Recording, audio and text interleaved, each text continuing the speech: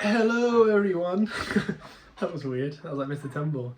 Hello, Mr. Tumble. So, as you can tell by the title of this video, we're going to be going over the best transformation scene, in my opinion, in film. Now, I literally just came up with this idea, and I can talk a lot about it.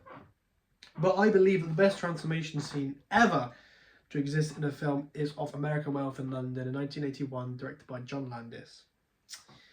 That film has a special place in my heart because that film is one of my favorite horror films. It's up there as a very, I wouldn't say one of my favorite films, but it's up there as definitely very highly rated, maybe top 20. So yeah, it kind of is one of my favorite films. But let's go over the transformation scene because that transformation scene is amazing. Now, just to go over how great it is, it's basically critically acclaimed. Now, the Oscars never had a category for best makeup or effects, visual effects or something. No, not visual effects. I think it was for best makeup and best practical effects. They never had a category for it.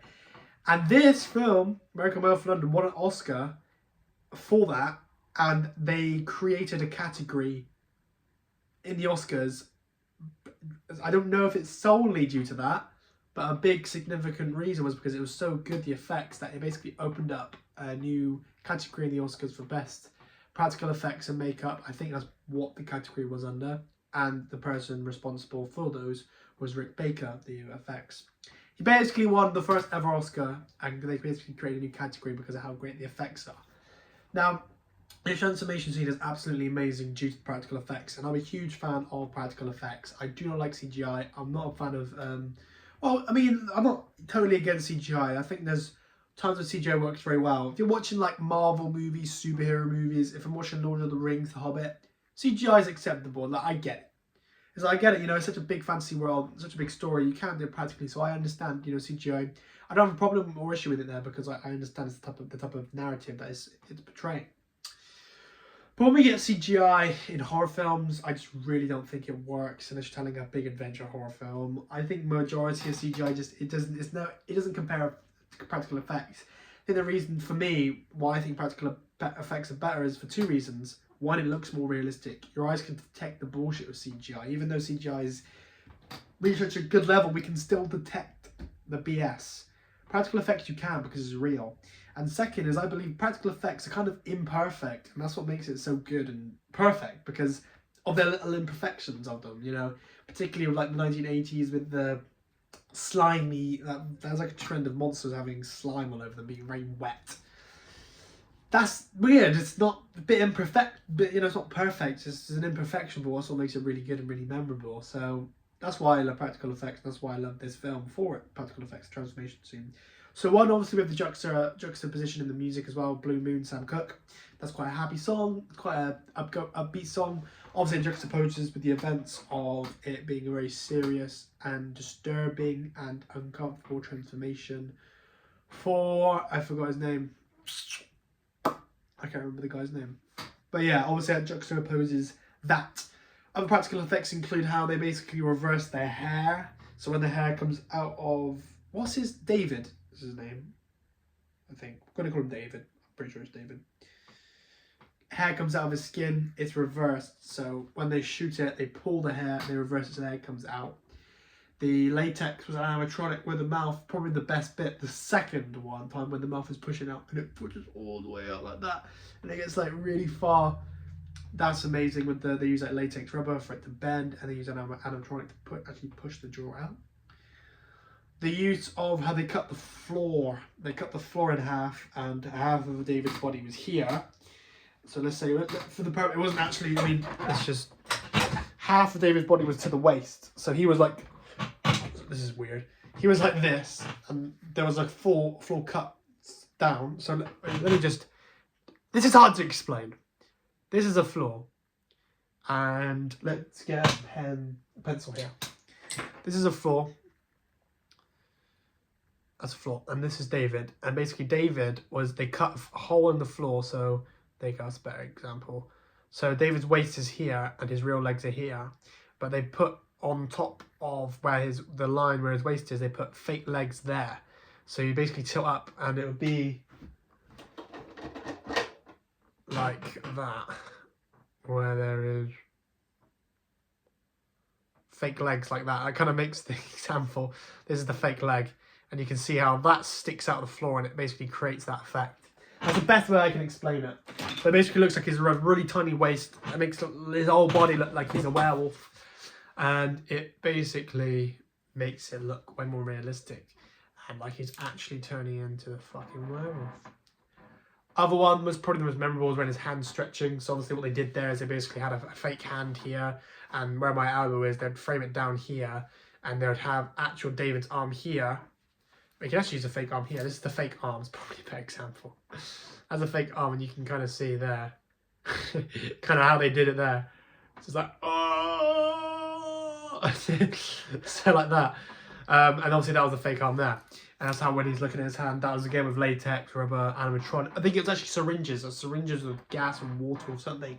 But the syringes basically push these latex fingers out, so it'd be a lot bigger. Yeah, so those are just some of the effects. I mean, yeah, those are some of the effects. And the effects are absolutely amazing. That scene is still scary to this day. It's still disturbing. And imagine watching that for the first... I can't remember the first time I watched it, but watching that for the first time, or how it being so unexpected, you'd be like, what the fuck? Like, this is messed up. And this is like, I'm talking like, it's still spooky, still like mind-blowing now.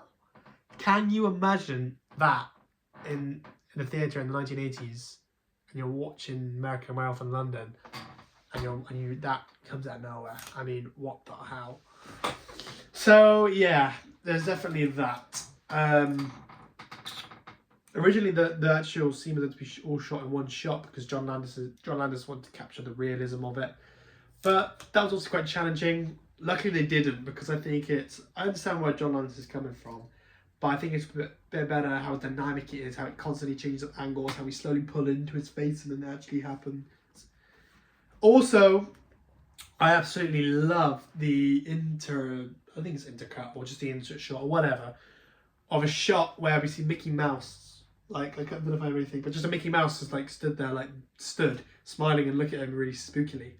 Is that even a word? I'm not making any sense today. Looking at the werewolf, looking at the transformation, like what the hell? And it's very funny and very ironic because obviously Mickey Mouse is child, we associate child things with happiness, with joy, with good memories and nostalgia. And obviously he's looking, and it looks like he's looking and reacting to it, but obviously he's not. And it's just a really cool shot because it just completely like contradicts everything. It just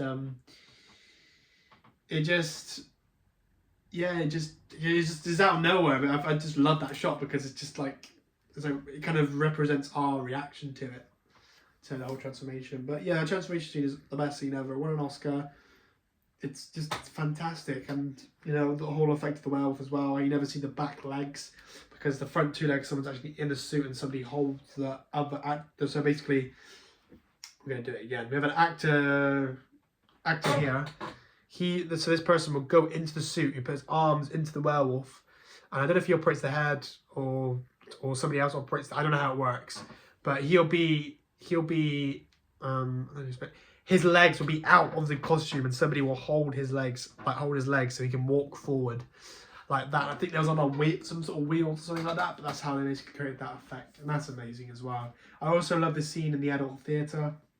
I think that's an amazing bit of comedy, and the main thing of American Werewolf, it's obviously not showing the werewolf as much as well. I think that's fantastic. How how it burns your eyes when it just comes on the screen for like 0.5 seconds. You're like, whoa. Obviously builds up our imagination as well, but the whole film's amazing. I'm more specifically talking about that transformation scene because that scene is one of my favourite scenes of all time. And a fantastic performance as well from the actor. I can't remember his name. I think his actual name is actually David or something like that. I can't remember, but his performance in it is amazing as well. I'm just screaming out, oh, help, help! You know, and how his voice changes as well. It was like, and it gets really low and deep into this like really horrible dog, werewolf, kind of bear sound. It was like, so yeah, I mean, if you haven't watched this film, I definitely recommend watching it because it's a fantastic film. The use of comedy as well is amazing. It's basically a horror comedy. Comedy's funny. The horror is horrific. I mean, I think the most funniest scene is when he's in the London bit. When he's in London, he basically wants to get arrested because he knows he's going to be out trying to kill people. So he wants to be put in a jail cell, and he goes down and he tries to insult English culture, saying like really horrible things like Queen Elizabeth and blah blah blah. And I think that's it's a very funny scene. So yeah, the transformation scene is amazing. There's some amazing practical effects, and I wish films did this now, but they don't. You know, films like Wolfman, the other film with Benicio del Toro, that wolf film that Ricky Welchkin was on, that all CGI. It's just like CGI werewolf transformation scenes are bad. Like, they're not good, and they should always be practical, in my opinion.